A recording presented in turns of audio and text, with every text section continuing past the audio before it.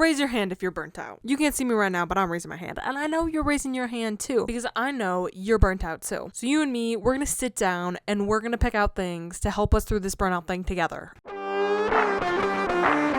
Right now is peak burnout season. No, it's not. I just made that up. I was too lazy to go even look that up. So how do you expect me to continue to be able to do my art? That's my question. The first thing they always tell you about burnout is just take a step back. Just stop doing things and it'll just come back to you. That's probably the worst advice you could give for burnout. Like, you're not trying to stop doing your art. You're not trying to stop being creative. And by just telling you to circle back to it when it feels more convenient to you, you will never get back to it. I promise. So if you want to keep creating, even though you feel like the trick is to just keep creating. You with me here? You tracking what I'm saying? Good, because I don't know what I'm saying. You know what I am saying is that I thrifted this plain black tank top from Goodwill for $5. In fact, it was less than $5 because I donated something that day, so it was 20% off. So $5 minus 20%, whatever that is. I'm too lazy to even go do that math. Here's the thing about creating. If you're stuck in like a record loop that keeps going round and round, you need to step away from what you're doing to be able to come back to what you're doing. Now, I know that makes no sense, so let me give you an example.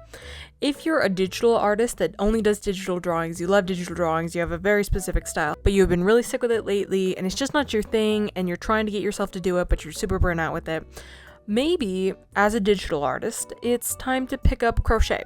It's time to pick up jewelry beading. It's time to pick up plein air painting. The thing is, when you do these other activities that inspire your creativity, they will help get your juices flowing, for lack of a better term, to circle back to the main niche that you're doing so that you can rediscover it and enjoy it more. Now that sounds like some sort of quote out of a self-help book or a mental health blog, but if I'm being real with you, I just made that up. Because in this new series, we are shoving aside all the experts' advice on how to tackle burnout and just doing it ourselves. I have no experience, I have no expertise, I'm just raw dogging the burnout the way life intended. And this week how I'm raw dogging it is with t-shirt painting. Okay, so if you're trying to create a top like this, first of all, you're gonna need to thrift a baby tee or a tank top or something along those lines. My inspiration was searching like Y2K graphic tops on Pinterest. Something that looks like vines or those abstract swirls that were really trending around the 2000s. That's my inspo. I just needed one tube of paint. You cannot use acrylic paint. You have to use fabric paint. I got one tube of paint for my monochrome design from the paint store for $5.